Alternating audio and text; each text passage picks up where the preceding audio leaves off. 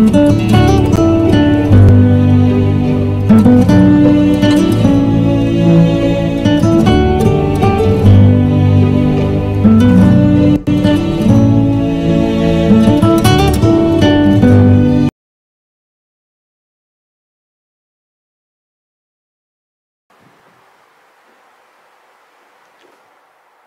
everyone, this is CS Sangeet Kedia from Sangeet Kedia Academy.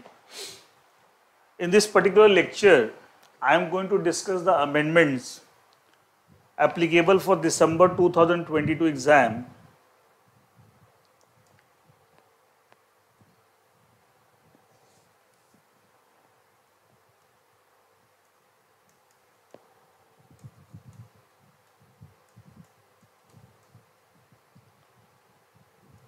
For which paper?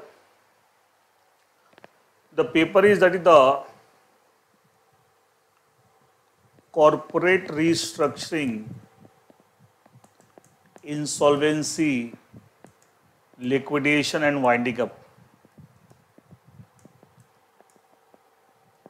जो short में हम बोलते हैं CRILW, and which is one of the papers in module 2 of professional program. Corporate restructuring, insolvency, liquidation, winding up, one of the papers in professional program module 2. इस paper से related क्या क्या amendments हैं for December 2022 exam, that is what we are going to discuss in this particular lecture. मैं जो amendment discuss करूंगा for this paper, that is for amendment from 1st of January 2022 to 30th of June 2022. 1 जनवरी 2022 से लेकर 30 जून 2022, इस 6 महीने के period में जो अमेंडमेंट्स आए हैं relating to this paper corporate restructuring, insolvency, liquidation, winding up, वो मैं डिस्कस करूंगा इस लेक्चर में.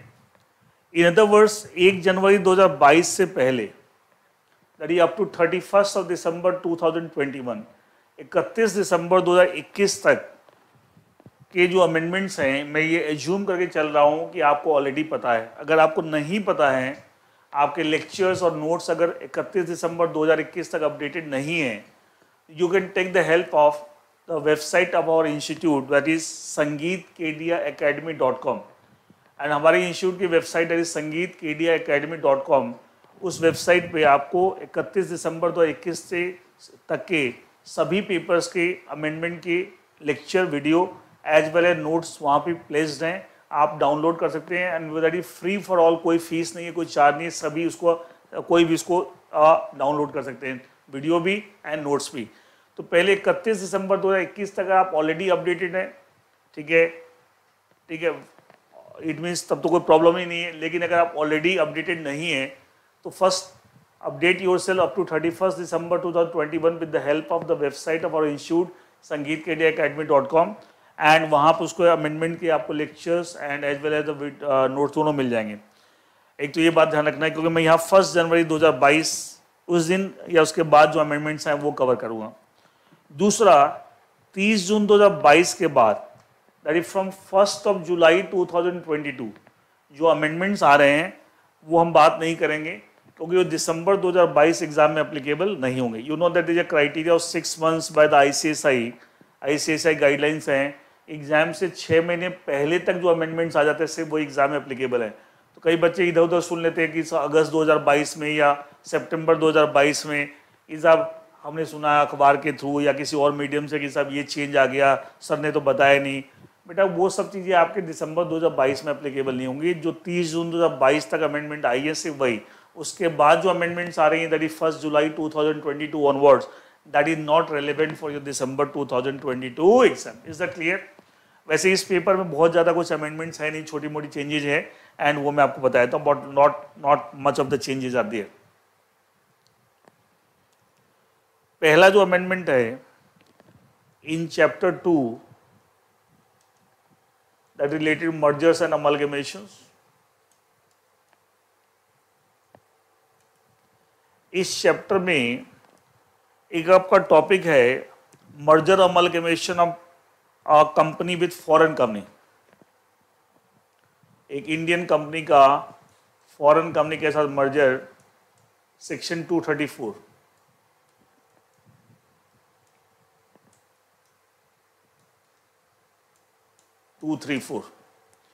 सेक्शन 234 के कॉन्टेक्स्ट में एक आप रूल 25A पढ़ते हैं।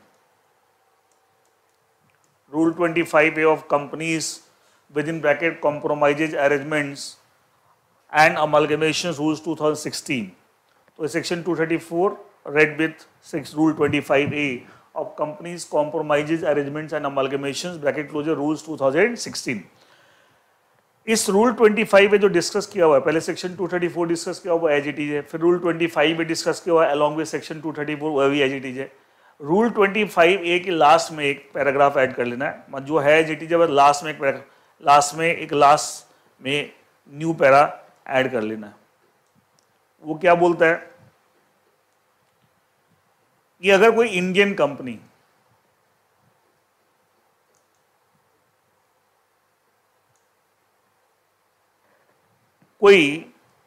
या बॉडी कॉरपोरेट अगर इसके कॉन्टेक्स्ट में कोई कॉम्प्रोमाइज अरेंजमेंट हो रहा है, इन दोनों के बीच में कॉम्प्रोमाइज अरेंजमेंट और या अमलगमेशन, डीमर्जर, कुछ भी मर्जर डीमर्जर कुछ भी, और ये जो कंपनी बॉडी, ये तो इंडियन कंपनी, ये company body corporate is incorporated in a country which shares the land border with India. मतलब ऐसी कंट्री में इनकॉर्पोरेटेड है ये company body corporate share the land border with India. क्या ऐसे बहुत सारी कंट्रीज हैं which share the land border with India, for example China, Pakistan, Sri Lanka, Bangladesh, Bhutan, so many country, Nepal, so many, Afghanistan, so many countries there. तो अगर वो कंपनी या बॉडी कॉर्पोरेट जो इंडियन कंपनी के साथ कॉम्प्रोमाइज एग्रीमेंट हो रहा है या अमल के मर्जर डीमर्जर हो रहा है, वो ऐसे कंट्रीज में इनकॉर्पोरेट हुई है जो चाइना में इनकॉर्पोरेट हुई है, पाकिस्तान में, दिया country which are sharing the land border with India. तो उस केस में जब सेक्शन 230 में एप्लीकेशन लगेगी, उस एप्लीकेशन के साथ बोले एक डिक्लेरेशन भी देना इन फॉर्म नंबर CA16। ये भी आपको फाइल करना है, तभी जाके आपकी एप्लीकेशन एंटरटेन होगी। एक्चुअली इस डिक्लेरेशन में ये होता है कि ये बताया था कि जो ये कंपनी या body corporate which incorporated in country which share land border with India, इस कंपनी का बैकग्राउंड ठीक है, इसके प्रमोटर डायरेक्टर ठीक हैं, they don't have any wrong background, कोई टेररिस्ट एक्टिविटी से रिलेटेड नहीं है। क्योंकि वी स्पेशली जितनी country which share the land border with India, specially China and Pakistan, we need to be extra cautious. इसलिए उस पॉइंट ऑफ व्यू से extra requirement ये सब जगह डाल दी है कि ऐसा कोई बंदा इंडियन कंपनी का डायरेक्टर अपॉइंट हो रहा है एंड वो बंदा ऐसे कंट्री का नेशनल है which is sharing the land border, उसमें भी कुछ एक्स्ट्रा रिक्वायरमेंट डाल दी है। मिनिस्ट्री ऑफ होम अफेयर्स से सिक्योरिटी क्लियरेंस चाहिए। ऐसे ही कोई कंपनी इनकॉर्पोरेट इंडिया में जिसका प्रमोटर बाहर के हैं एंड वो ऐसे कंट्री के प्रमोटर रहने वाले हैं जहाँ के शेयर द लैंड बॉर्डर, तो सब जगह इसका इम्पैक्ट आ गया। तो वैसे यहाँ भी इम्पैक्ट आ गया कि एक इंडियन कंपनी का कॉम्प्रोमाइज एग्रीमेंट, मर्जर डीमर्जर किसी ऐसी कंपनी या बॉडी कॉर्पोरेट के साथ हो रहा है विच share which is incorporated in a country which share the land border with India, for example China, Pakistan, Sri Lanka, Bhutan, Nepal, so many, Afghanistan। तो उस केस में एक डिक्लेरेशन भी फाइल हो गया along with the application under section 230। Declaration किस format में, CA16, जिसमें आप ये डिक्लेयर करेंगे साहब ये जो कंपनी या बॉडी कॉर्पोरेट है इसका कोई रॉन्ग बैकग्राउंड नहीं, इसके प्रोमोटर डायरेक्टर ठीक लोग हैं, सो दैट कि कुछ गलत लोग इंडियन टेरिटरी में इस रूट से एंटर करके इंडिया में प्रॉब्लम ना क्रिएट करें। दैट्स वाई एक एडिशनल रिक्वायरमेंट डाल दी है CA16 में डिक्लेरेशन। एंड अगर डिक्लेरेशन में कोई इशू आएगा, रॉन्ग डिक्लेरेशन, तो वैसे ही पनिशेबल है। एंड उस पॉइंट देखिए मैं पढ़ देता हूँ, ये लास्ट पैराग्राफ जो ऐड करना है रूल 25 के लास्ट में। It may be noted that in case of compromise agreement or merger or demerger between Indian company and a company or body corporate which have been incorporated in a country which shares the land border with India, a declaration in form number CA16 shall be required at the stage of submission of application under section 230 of the Companies Act 2013। so ये एक और इसकी इस तरह का impact सब जगह है। कोई ऐसी कंट्री का रहने वाला बंदा इंडियन कंपनी में डायरेक्टर अपॉइंट हो रहा है, या ऐसी कंट्री का रहने वाला बंदा कोई इंडिया में कंपनी इनकॉर्पोरेट कर रहा है, तो ऐसे सब जगह उसका इम्पैक्ट आ गया आपको। एंड सब जगह आपको कुछ declaration, security clearance, so that we need to be cautious while dealing with the people having some connection with the countries which sharing the land border, especially the Pakistan and the China. There is only one small change in this chapter, mergers and amalgamation. Next is that is the change in the chapter takeovers. Takeover chapter में last में जो आप ये disclosure requirement पढ़ते हैं, उसमें एक disclosure requirement पढ़ते हैं कंटिन्यूअल और yearly disclosure. Regulation 30 of SEBI takeover code 2011 ये एबॉलिश हो गया है। रेगुलेशन 30 पूरा एबॉलिश हो गया है, इट हैज बीन ओमिटेड। वहाँ रिक्वायरमेंट थी कि अगर जो भी कंपनी के 25% या उससे ज़्यादा शेयर होल्ड कर रहे हैं जो 31 March, within 7 days of 31 March they have to make the disclosure. This entire regulation 30 has been omitted. Regulation 30 ये पूरा ओमिट, तो ये पूरा क्रॉस कर दीजिए। दूसरा इसी में डिस्क्लोजर रिक्वायरमेंट में एक आप पढ़ते हैं disclosure encumbered shares. Disclosure encumbered shares, regulation 31 ये एज इट इज है। इसमें बीच में एक लाइन ऐड हो जाएगी between the first paragraph and second paragraph. Between the first para and second para एक सेंटेंस ऐड हो जाएगा, फर्स्ट पैरा पहले से जो और सेकंड पैरा के बीच में, तो उसका इंपैक्ट होगा जो second para will become the third. यहाँ बीच में क्या पहले फर्स्ट पैरा में दे रखा कि साहब जब भी इनकम्बरेंसेस करेंगे उसको डिस्क्लोजर करेंगे, फिर लिखा हाउएवर, यहाँ जो नया आएगा however the aforesaid disclosure requirement shall not be applicable, shall not be applicable where such encumbrance is taken in a depository. अगर डीमेट फॉर्म में इलेक्ट्रॉनिक फॉर्म में शेयर्स हैं प्रोमोटर्स के और वो उसका इनकम्बरेंस, एक चीज़ जब डिपॉजिटरी के थ्रू डिपॉजिटरी के रिकॉर्ड्स में आप इनकम्बरेंसेस क्रिएट करें इन फेवर ऑफ समवन, तो don't you think in that case the information already in public domain. When someone is holding the share in electronic mode और उसके ऊपर सिक्योरिटी क्रिएट करके उससे बोरिंग कर रहा है, तो देखा जाए जो आप इनकम्बरेंस क्रिएट कर रहे हैं तो वो इन्फॉर्मेशन तो ऑलरेडी पब्लिक डोमेन की डिपॉजिटरी के उसमें आप कर रहे हैं, तो आप तो that is not hidden out something which is required to be disclose already in public domain. तो लॉ बोलता है उस केस में फिर ये अलग से एज पर regulation 31 of the SEBI takeover code आपको अलग से कोई डिस्क्लोजर करने की जरूरत उस केस में नहीं है। तो ये आ गया बीच में एक, आपको तो पहले डिस्क्लोजर एक बार साथ में एक राइटर लगे कि अगर डिपॉजिटरी के रिकॉर्ड में अगर आप इलेक्ट्रॉनिक फॉर्म शेयर्स हैं उस पर आप डिस्क्लोजर इनकम्बरेंसेस क्रिएट कर रहे हैं, देन ये डिस्क्लोजर रिक्वायरमेंट एज पर regulation 31 of SEBI takeover code is not required, because already जब आप इनकम्बरेंस करेंगे इन द रिकॉर्डेड डिपॉजिटरी तो ऑलरेडी इन्फॉर्मेशन पब्लिक डोमेन में, एंड अलग से regulation 31 of SEBI substantial acquisition shares and takeover regulation 2011 उसके accordingly आपको डिस्क्लोजर करने की जरूरत नहीं। Is that clear? So these are the two small changes in the SEBI takeover code, takeover chapter में, and दोनों ही disclosures related है। Regulation 30 abolish हो गया और Regulation 31 में एक point add हो गया। Next जो amendment है आपका,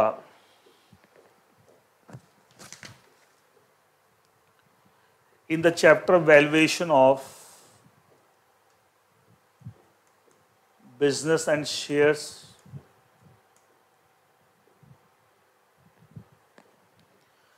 एक्चुअली इस चैप्टर में चेंजेस आए बिकॉज ऑफ अमेंडमेंट्स इन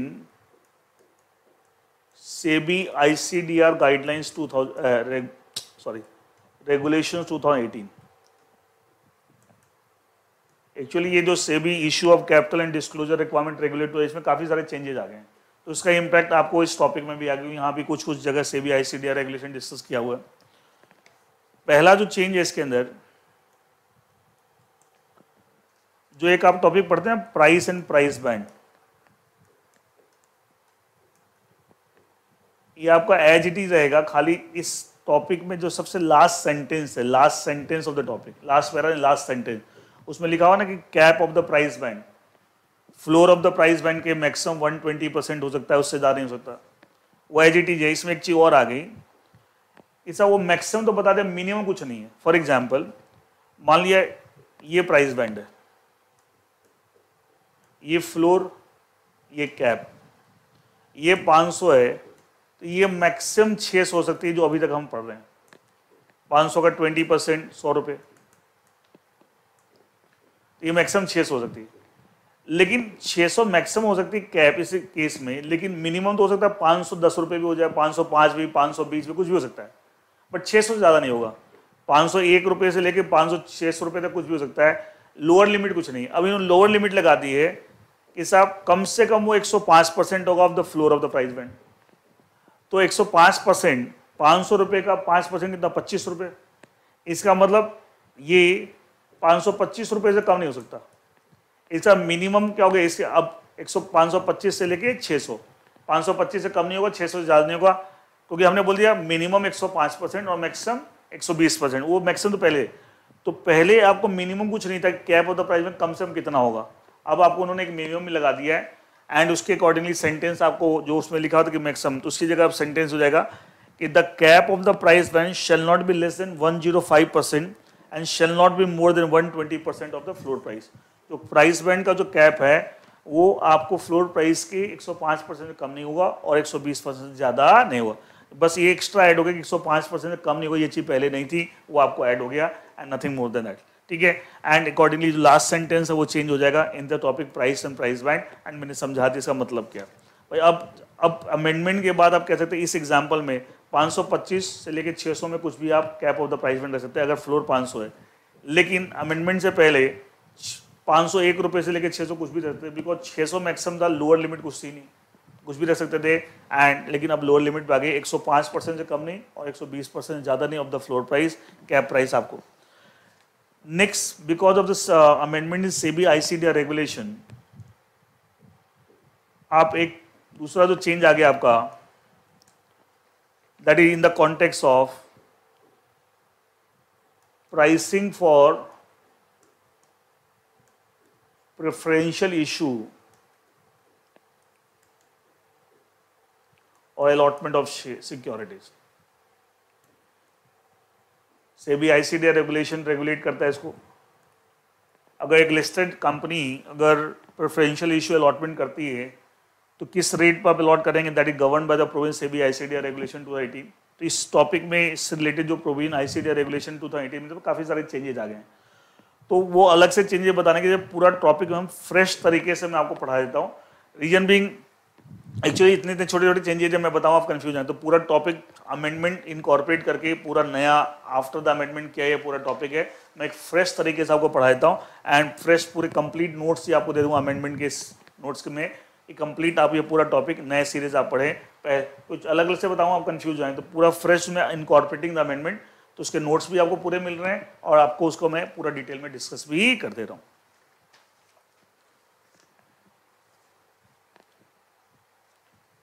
तो pricing for preferential issue of equity shares,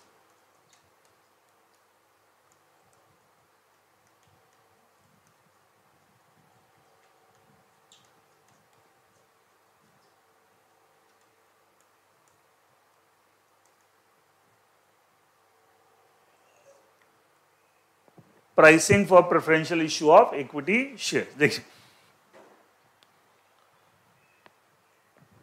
अगर एक company let's say X limited preferential issue या preferential allotment of equity share करना चाहती है, तो सेबी आईसीडीआर रेगुलेशंस के अंदर, और ऑब्वियसली जब ये लॉ लग रहा है इसका तो लिस्टेड एंटिटी है, तो उस केस में one of the provision under SEBI ICDR regulation 2018, इसके किस रेट पर प्रेफरेंशियल इशू करेंगे उसको भी लॉ ये रेगुलेशन रेगुलेट करते हैं। नहीं तो मिसयूज हो सकता है, कंपनी प्रमोटर्स को पता मार्केट में रेट चल रहा है कंपनी के शेयर का 500 रुपये, प्रमोटर्स को अपने प्रेफरेंशियल अलॉटमेंट कर दिया 200 रुपये में, don't do undue advantage. To control this kind of things आपको सेबी ने आईसीडीआर रेगुलेशन में प्राइसिंग के कुछ नॉर्म बता रखे हैं, और उसमें बता रखा कि साहब जो प्राइस जो सेबी ने तरीका बता रखा है इस तरीके से कैलकुलेट कीजिए, और उससे जो कैलकुलेशन आ गया है कि उससे कम रेट पे आप अलॉटमेंट नहीं करेंगे प्रेफरेंशियल अलॉटमेंट को, उससे या उससे जो भी रेट निकल के आएगा उस मेथड से उतने या उससे ज़्यादा पे, नॉट लेस देन दैट। तो दैट इज द आइडिया। अच्छा, लेकिन इस टॉपिक को समझने के लिए पहले क्या करना पड़ेगा, हमें समझना पड़ेगा कि साहब ये कंपनी जिसके रिस्पेक्ट में हम बात कर रहे हैं, whether the shares of this company are frequently traded, frequently traded shares हैं या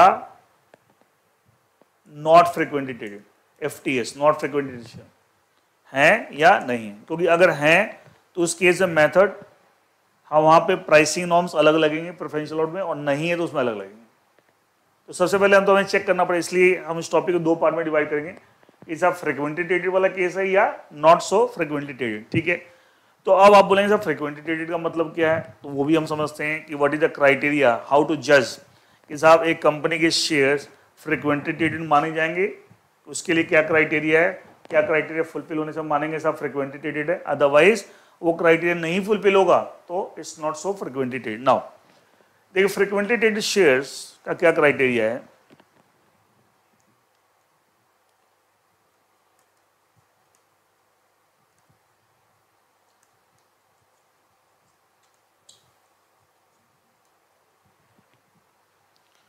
Let's say we are talking about a company X Limited, which is a listed company.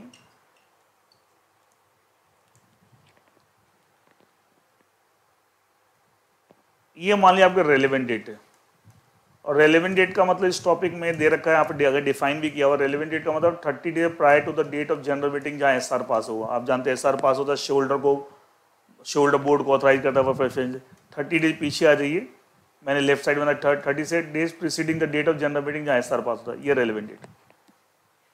इस रेलेवेंट डेट से आपको पिछले 240 ट्रेडिंग डेज आना है, 240 trading days, 240 trading days कहां से, प्रीसीडिंग द रेलेवेंट डेट। पहले तो रेलेवेंट डेट निकाले, रेलेवेंट डेट का मतलब मैंने बताया रेलेवेंट डेट से पिछले 240 दिन।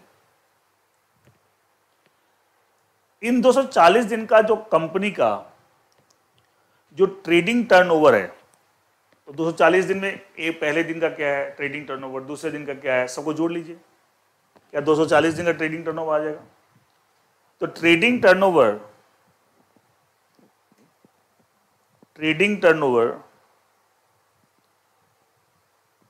या कैसे cumulative trading turnover of 240 trading days, कौन से 240 trading days, preceding the relevant date, is greater than equal to cumulative, मतलब सारे दिन का जोड़ लीजिए 440, डे 1 डे 2, डे 1 को कितने शेयर ट्रेड हुए, डे 2 को कितने, डे 3 को, सब जोड़ लीजिए तो नंबर ऑफ शेयर आ जाएंगे। Is greater than equal to 10% of total number of share of the company. Company के जो टोटल नंबर ऑफ शेयर्स हैं उसका 10% निकाल लीजिए, उससे बराबर या उससे ज्यादा। मान लिया कंपनी के total number of share 5 crore है, तो 5 को 10% कितना, 50 लाख। तो ये cumulative trading turnover 240 trading days preceding the relevant date अगर 50 लाख या उससे ज्यादा है तो हम क्या बोलेंगे, कंपनी के शेयर फ्रीक्वेंटली ट्रेडेड हैं।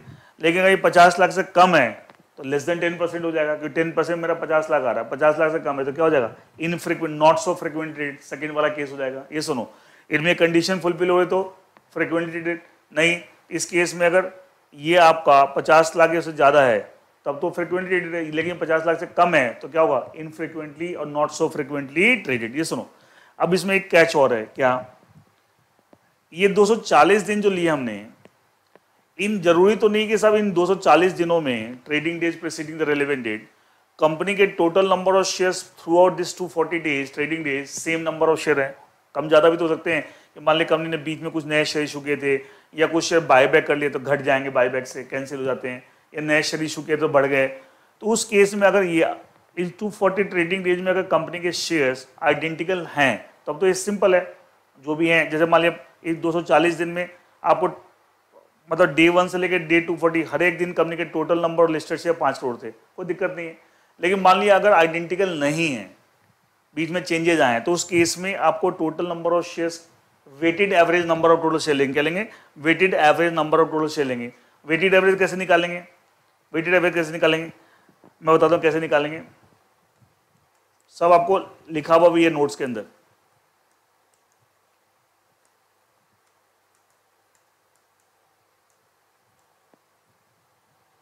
वैसे तो स्टैट्स वगैरह सब आप पढ़ते हो तो वेटेड एवरेज का मतलब समझते हैं, बट फिर भी बता दो, ये मान लिया आपका 240 ट्रेडिंग डे जब प्रीसीडिंग रेलेवेंट डेट, मान लिया, इसको हम एग्जाम्पल दिखा समझाने के लिए बता रहा हूं। मान लिया ये डे 1 है, ये डे 240। पहले जो 50 दिन है 50 डेज, मान लिया कंपनी के टोटल नंबर ऑफ शेयर कुछ भी ले लीजिए, मान लिया 5 करोड़ थे। फिर अगले 100 दिन, नेक्स्ट 100 डेज, मान लिया 6 करोड़ हो गए, 1 करोड़ कंपनी के शेयर और ऐड हो गए, मान लिया और कंपनी ने इशू किया। और मान लिया लास्ट के 90 दिन, 50 दिन, 100 दिन, 150, बच कितने 90 डेज, 240 टोटल है ना। तो ये 90 डेज मान लिया यहाँ पे कंपनी के शेयर 5.5 करोड़, मान लिया 50 लाख शेयर आपने बाय बैक कर लिए। इसका था 50 डेज कितने रहे 5 करोड़, 100 डेज कितने रहे 6 करोड़, और आपका 90 डेज कितने रहे 5.5 करोड़। तो इसका था कंपनी के पूरे 240 दिन में identical number of share traded listed नहीं है। 50 दिन तो 5 करोड़ शेयर थे, ठीक है। 51वें दिन से लेके आपको 150 दिन तक, मतलब 50 प्लस 100 150 हो गया ना, आपके 6 करोड़ शेयर थे। फिर उसके बाद 151st डे से अप टू 240 5.5 करोड़ हो गए। तो वेटेड एवरेज कैसे निकलेगा? Weighted average number of days कैसे निकलेगा? 5 करोड़ कितने into 50 plus 6 crore into 100 days plus 5.5 crore into 90 days, तीनों का add divided by total number of days 240। क्या ये weighted average number of days से आ जाएगा? ये जो भी आएगा वो यहाँ पे हम प्लेस कर देंगे टोटल नंबर ऑफ शेयर, उसका 10% निकालेंगे। अगर क्यूमुलेटिव ट्रेडिंग टर्नओवर 240 दिन में अगर उस 10% के बराबर या उससे ज़्यादा है तो frequently traded, otherwise infrequently traded. I hope this is clear. आज एक चीज़ सोच के देखो, अगर मैं समझाने के लिए बता रहा हूँ, अगर थ्रू आउट 5 करोड़ रहते, सेम फॉर्मूला लगाते हैं, वहाँ हमें वेटेड एवरेज निकालने की जरूरत नहीं, वो 5 करोड़ का सिर्फ 10% निकाल लीजिए, ठीक है। लेकिन अगर हम लगा भी देंगे देना फिर वही आ जाएगा। यहाँ 5 करोड़ 50 डेज, फिर यहाँ भी 5 करोड़ हो जाता अगर आइडेंटिकल है, और यहाँ भी 5 करोड़ हो जाता, तो क्या 5 करोड़ कॉमन फैक्टर हो जाता? 5 करोड़ यहाँ भी है, उसको बाहर निकालो तो ब्रैकेट में क्या आया था? 5 करोड़ ब्रैकेट में क्या? 50 प्लस 100 प्लस 90, नीचे तो वही 240। क्या ये टोटल 240 कट जाता तो वही 5 करोड़ आ गया, वही का वही आ गया। तो निकालने की जरूरत नहीं है, निकालने की जरूरत नहीं है आपको, ठीक है। तो अगर आइडेंटिकल है 240 दिन में नंबर ऑफ शेयर लिस्टेड, तो फिर आप सीधा उसका 10% से कंपेयर कर लीजिए। Cumulative trading turnover of 240 trading days preceding the relevant date greater than equal to 10% of the total number of listed share. लेकिन अगर क्यूमुलेटिव नहीं है, सॉरी आइडेंटिकल नहीं है थ्रू 240 डेज, तो उस केस में वेटेड एवरेज निकालना पड़ेगा। कैसे निकालेंगे वो मैंने आपको एग्जाम्पल देकर समझा दिया। अब जो weighted average number of total share है उसी को टोटल नंबर ऑफ शेयर मानेंगे, उसका 10% निकाल लीजिए। अगर क्यूमुलेटिव ट्रेडिंग टर्नओवर 240 डेज उस 10% के बराबर या उससे ज़्यादा है तो हम बोलेंगे फ्रिक्वेंटली ट्रेडेड शेयर, और उससे 10% से कम है तो क्या बोलेंगे? इनफ्रिक्वेंटली ट्रेडेड शेयर। तो अभी मैं ये तो मैंने बता दिया कि सर फ्रिक्वेंटली ट्रेडेड का क्राइटेरिया क्या है, और वो कंडीशन फुलफिल होती है फ्रिक्वेंटली, नहीं तो इनफ्रिक्वेंट। अब फ्रिक्वेंटली ट्रेडेड है तो उस केस में आपको प्रेफरेंशियल अलॉटमेंट अगर कंपनी करती है, कंपनी मान के चल रहे हैं पहले फ्रिक्वेंटली ट्रेडेड वाला केस, तो उस केस में कंपनी अगर प्रेफरेंशियल अलॉटमेंट करती है तो उस केस में आपको किस तरीके से प्राइसिंग करेगी वो देखिए हम। तो पहले हम लेते हैं फ्रिक्वेंटली ट्रेडेड।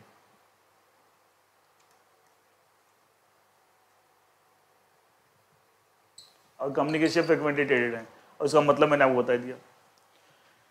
इस केस में बोल रहा है, अब इसमें भी 2 मेथड दे रखे हैं, फ्रिक्वेंटली ट्रेडेड में भी 2 मेथड दे रखे हैं, बताता हूं क्या। देखिए मेथड नहीं बोले, 2 केस दे रखे हैं। केस 1, अ कंपनी के shares are traded for 90 days or more preceding the relevant date। सब जगह preceding the relevant date ही है। अगर कंपनी के शेयर 90 दिन या उससे ज्यादा दिन से ट्रेड हो रहे हैं preceding the relevant date, तो उस केस में 2 प्राइस लेने हैं। क्या? ए,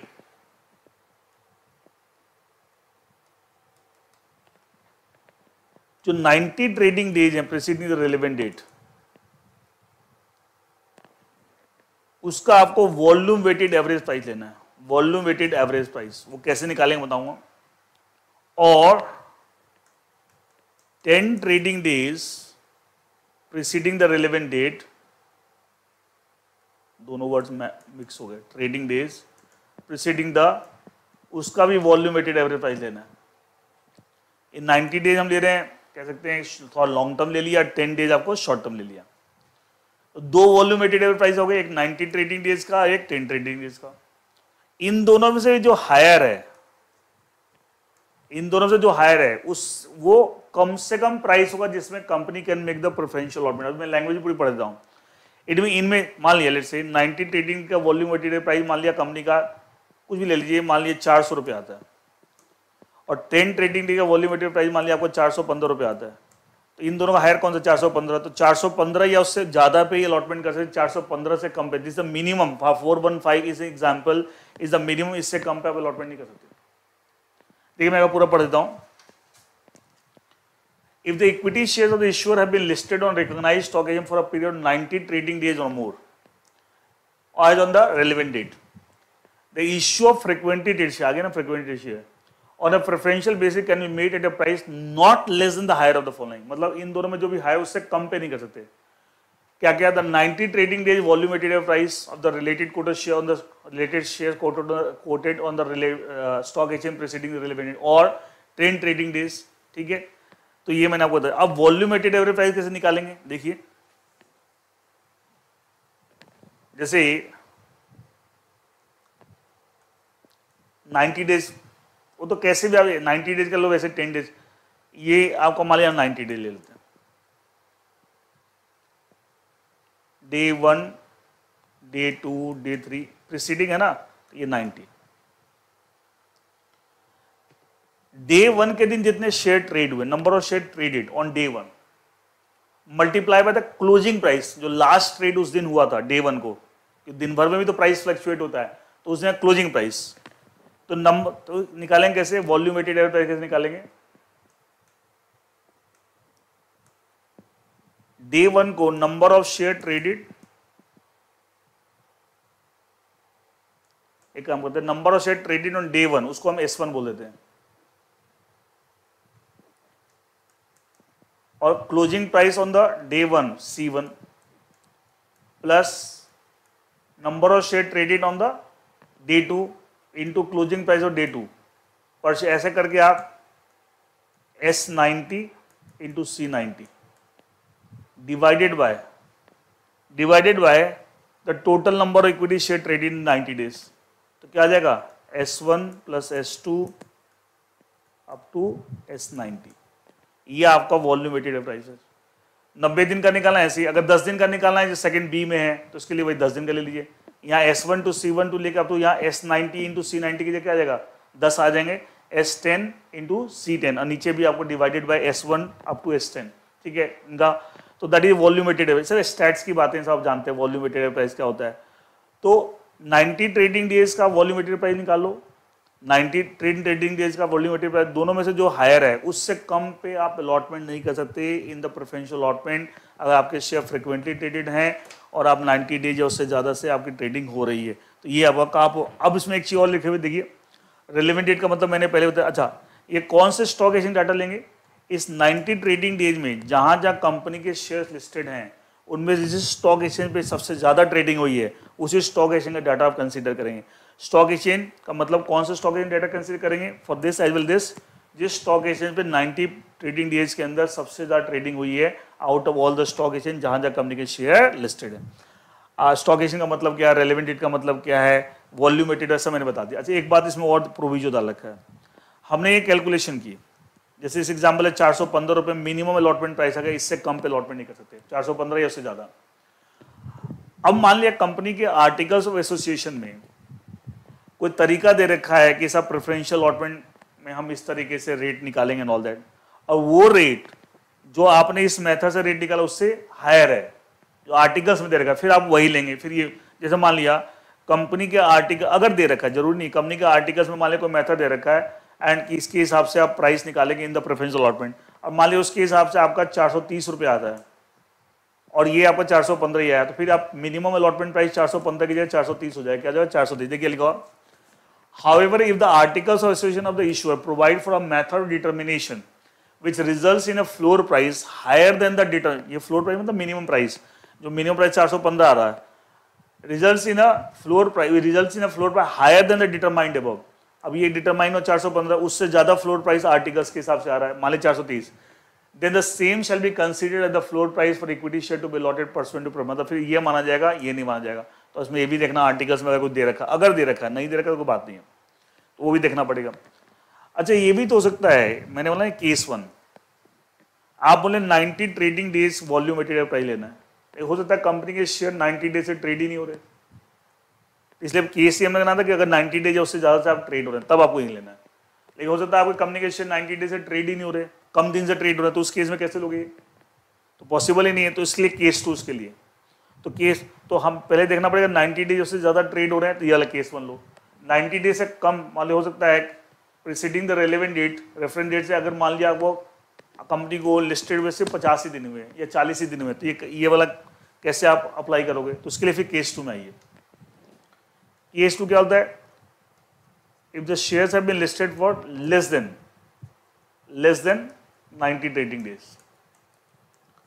तो उस केस में अगर आप फ्रीक्वेंटली ट्रेडेड शेयर्स हैं तो कंपनी कैसे अलॉटमेंट ऑफ शेयर करेगी to the but the minimum price at which the preferential allotment will be made. अच्छा कंपनी इसका तो अभी रिसेंटली लिस्टेड हुई है, तो लिस्टेड जब हुई होगी इसमें 3 प्राइस निकालने, तीनों में से जो हाईएस्ट है वो मिनिमम अलॉटमेंट प्राइस होगा, या तो आईपीओ लाई होगी, अगर आईपीओ है तो उस केस में इशू प्राइस ले लो, या कंपनी ने कोई कॉम्प्रोमाइज अरेंजमेंट किया होगा pursuant to section 230 to 232 of the companies act. आप जानते हैं कई बार बिना पब्लिक इशू भी कंपनी लिस्टेड हो जाती है, मर्जर्स अमलगमेशन वाले केस में पॉसिबल है, तो बोला अगर तो वहां पे जो प्राइस शेयर का निकाला होगा प्राइस, और वहां पे वैल्यूएशन होती है शेयर्स की प्राइस की, तो वो प्राइस ले लीजिए। तो दोनों में से जो भी है, आईपीओ की वजह से लिस्टेड हुए तो इशू प्राइस ले लो, अगर कोई कॉम्प्रोमाइजमेंट अमलगमेशन मर्जर वगैरह हुआ है वहां जो प्राइस ऑफ द शेयर निकाला गया था वो प्राइस ले लो, दोनों में से एक प्राइस ये ले लिए। ए में आ गया। बी में आपको क्या करना है, 10 ट्रेडिंग डेज का वॉल्यूम वेटेड एवरेज प्राइस से मैंने बताया था क्या होता है, वॉल्यूम वेटेड एवरेज प्राइस, पर 90 डे 10 डेज तो हो ही सकता है। सी जितने दिन से भी आप ट्रेड लिस्टेड है, मान लिया आप 40 दिन से लिस्टेड है तो 40 दिन का निकाल लीजिए, उसका वॉल्यूम वेटेड है। मान लिया एज्यूमिंग दैट जो भी जितने भी दिन है उसका वॉल्यूम वेटेड प्राइस, चाहे 25 दिन हो, 30 दिन हो, 40 दिन हो, 50 दिन जो भी है, 90 नहीं कम जो भी है उसका वॉल्यूम वेटेड प्राइस।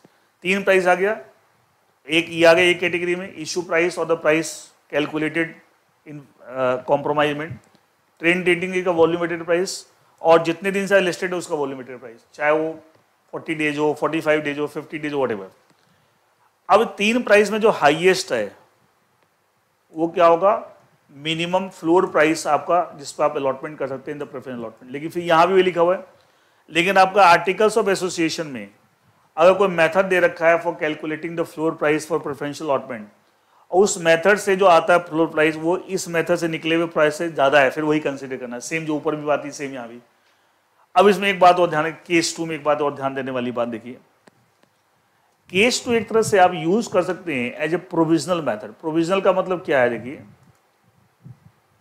लॉ आपको अलाउ करा कि आप इस मेथड को यूज कर लो, लेकिन फॉर द टाइमिंग, अच्छा मान लीजिए मेथड नहीं दिया होता, फिर तो जो कंपनी के शेयर 90 डेज वाला कंसेप्ट नहीं फुलफिल हो रहा, फिर तो आप प्रेफरेंशियल अलॉटमेंट नहीं कर सकते, कोई कंडीशन फॉर प्राइसिंग कैसे फुलफिल करोगे। तो उन्होंने अलाउ कर दिया कि आप प्रेफरेंशियल अलॉटमेंट अगर 90 डेज नहीं भी हुए, ट्रेडिंग हुए तब भी आप प्रेफरेंशियल अलॉटमेंट कर सकते हैं by using this method for pricing. Pricing के लिए आप ये मेथड यूज करके आप कर सकते हैं। लेकिन फिर इसमें एक लास्ट में क्या बोल दिया, आपने अलॉटमेंट कर दी, मान लिया लेट से ये, मान लिया ए में जो रेट आया, मान लिया ए में आपको आया रेट 405 रुपये, बी में जो रेट आया 400 रुपये आया, सी में जो रेट आपका आया वॉल्यूम वेटेड एवरेज प्राइस जितने भी दिन से ट्रेडेड थे मान लिया 425 रुपये आया, और आर्टिकल्स में मान लिया आपको आर्टिकल्स में कुछ नहीं दे रखा था, या आर्टिकल्स में मान लिया लेट से 440 रुपये दे रखा था, तो इन तीनों के हिसाब से जो यार 425 आर्टिकल में 440 दे रखा है, तो आपको फिर 440 से कंसिडर करना पड़ेगा, और आर्टिकल में नहीं कुछ दिया होता तो फिर 425 चल जाता।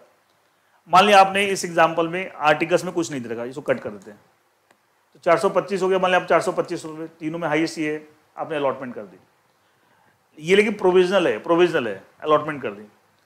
कुछ दिनों के बाद क्या ऐसा होगा कि साहब कंपनी को लिस्टेड हुए 90 डेज से ज़्यादा हो जाएंगे, तो दोबारा से आपको फ्रेश कैलकुलेशन करना एज पर केस वन जो भी पढ़ा था कि दो वॉल्यूमेटेड एवरेज प्राइस लेना है, एक 90 डेज का और एक 10 डेज का, एंड फिर से केस वन के साथ दोबारा कैलकुलेशन करना है। और उसके हिसाब से जो मिनिमम प्राइस आएगा, जो मिनिमम प्राइस अगर इससे कम आता है, जैसे आपने 425 पे अलॉटमेंट कर दी लेकिन वहां मान लीजिए 415 आता है, तो भाई वो कम से कम, तो आपने 425 गलत किया है, वो कम से कम 415 है, आपने 425 क्या प्रॉब्लम है। लेकिन मान लिया आपने केस वन के हिसाब से दोबारा कैलकुलेशन किया आफ्टर कंप्लीटिंग 90 डेज, और वहां मिनिमम अलॉटमेंट प्राइस मान लिया 435 रुपए आता है और आपने अलॉटमेंट 425 पे कर दी, तो ये प्रोविजनल मेथड है ये, मतलब फॉर द टाइम भी आप इसे काम चला ली, लेकिन फाइनली ये करना पड़ेगा। इसका था जो ये मिनिमम आ रहा है और आपने 425 पे अलॉटमेंट कर दी, तो क्या 10 रुपए पर शेयर जितने अलॉटमेंट किए जिनको भी अलॉटी जो है, क्या वो difference allottee will pay to the company और नॉट, द अलॉटी जो भी जिनको भी प्रेफरेंशियल अलॉटमेंट कंपनी किया है, they will pay this difference to the company. देखिए क्या लिखा हुआ लास्ट में इसमें, it may be noted on completion 90 days if the price computed as above, जो ये पूरा है, is less than the other competition as per 90 days average, मतलब जो केस वन है उसके हिसाब से ये जो आपने जिसपे अलॉट किया है और 90 डेज वाले से ये प्राइस कम है, then the difference shall be paid by the allottee to the company. लेकिन उल्टा है तो फिर उसको इसमें प्रॉब्लम नहीं, क्योंकि आपने जो मिनिमम आया उससे ज्यादा पे अलॉटमेंट किया तो कोई प्रॉब्लम नहीं, लेकिन कम पे आपने कर दी है तो डिफरेंस अलॉटी, तो कह सकते हैं जो केस टू है ये प्रोविजनल मेथड है कि जब तक केस वन आप फुलफिल नहीं कर सकते तो आप केस टू के हिसाब से अलॉटमेंट कर दीजिए, लेकिन बाद में फिर आपको केस वन के हिसाब से देखना पड़ेगा, और वहां पे अगर मिनिमम अलॉटमेंट प्राइस उससे ज़्यादा आ जाती है जिस पे आपने अलॉटमेंट किया तो डिफरेंस अलॉटी से कंपनी लेगी। क्या कंपनी कंडीशन, अगर केस टू के हिसाब से अलॉटमेंट करती है तो क्या कंपनी पहले ही अलॉटीज पे कंडीशन लगा देगी सर फ्यूचर में ऐसा होगा, हम दोबारा से कैलकुलेशन करेंगे और ऐसी सिचुएशन आई कि मिनिमम अलॉटमेंट प्राइस ज़्यादा आ गया, then the price at which we have allotted the shares to you, हम आपसे डिफरेंस लेंगे। क्योंकि बाद में अगर ये बात आप पहले नहीं बताओगे तो बाद में अलॉटी बोलेगा हमें क्या पता, ठीक है। इसलिए कंपनी को, क्योंकि लॉ के हिसाब से कंपनी को पता है कि ऐसा करना पड़ेगा, तो पहले ही कंडीशन लगा दो at the time of allotment, at the time of allotment. I think this is clear. अब ये तो पूरा फ्रिक्वेंटली ट्रेडेड के लिए था, अब है इनफ्रिक्वेंटली traded.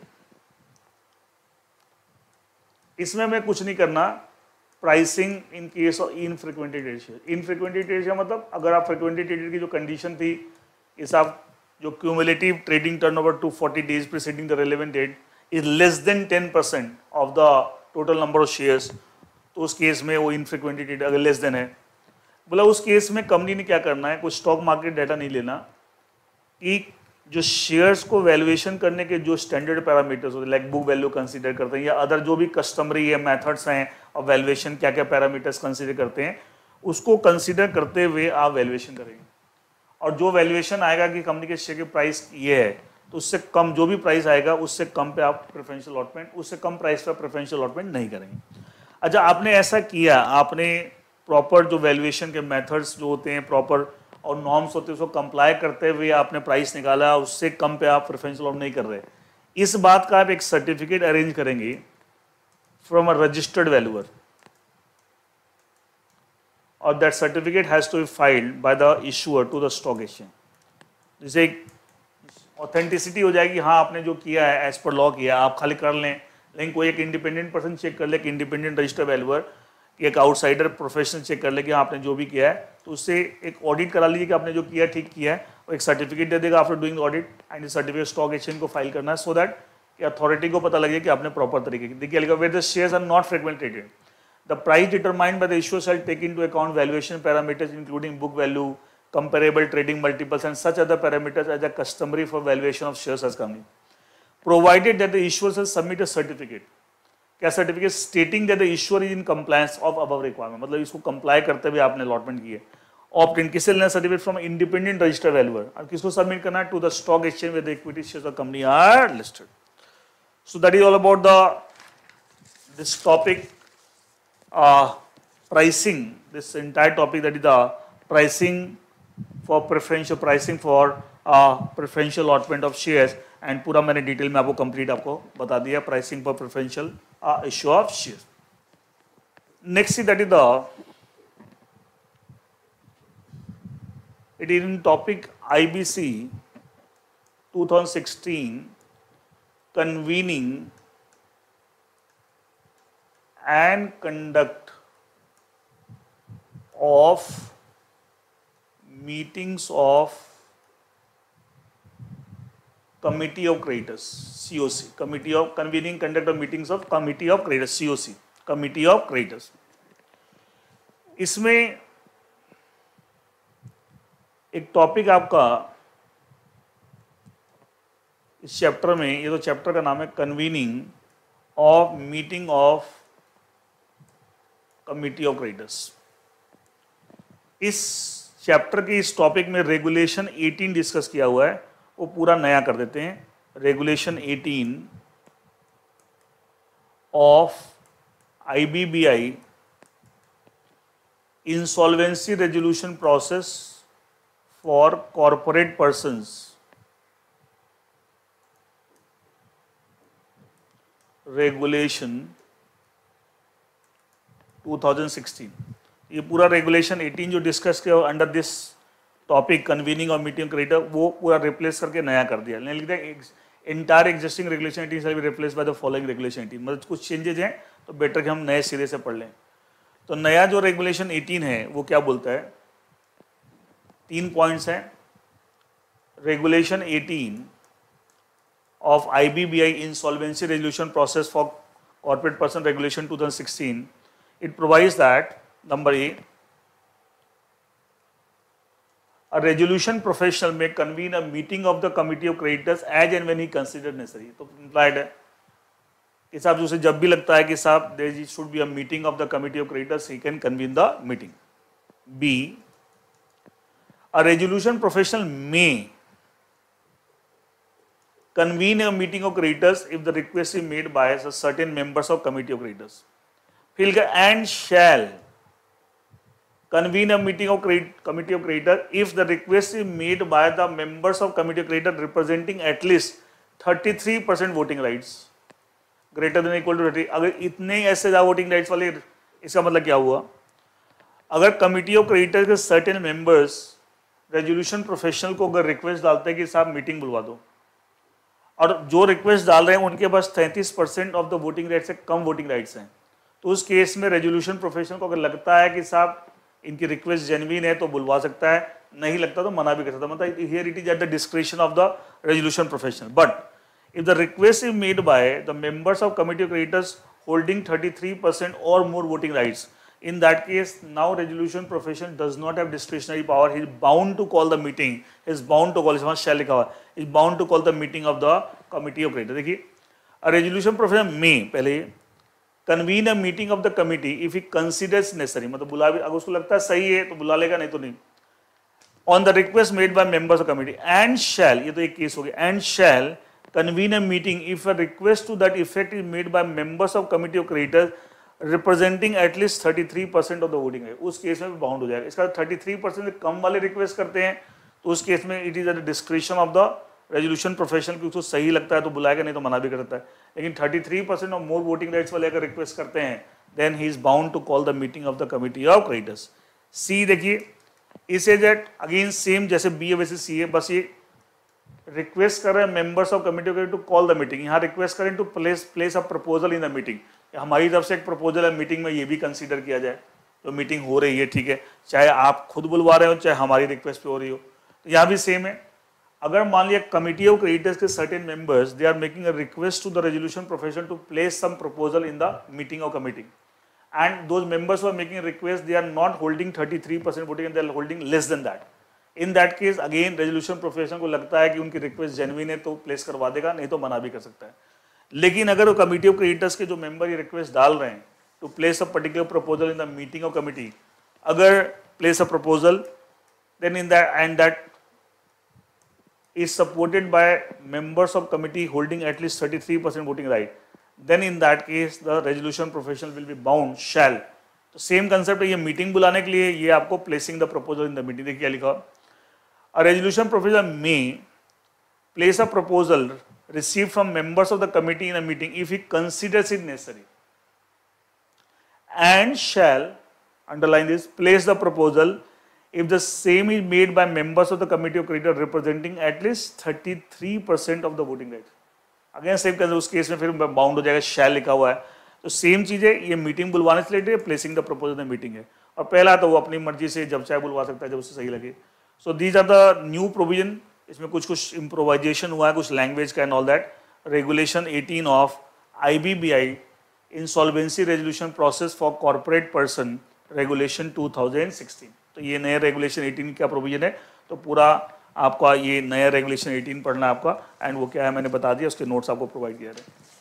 So this is all what we have as far as the amendments in this paper is concerned, corporate restructuring, insolvency, liquidation, winding up for December 2022 exam। और कोई amendment नहीं है, and that is all what is there the amendments for this paper। इसके अलावा कुछ नहीं है, and wish you all the best for your exams। आप अच्छा करें एग्जाम में, and that is all from my side। Thank you।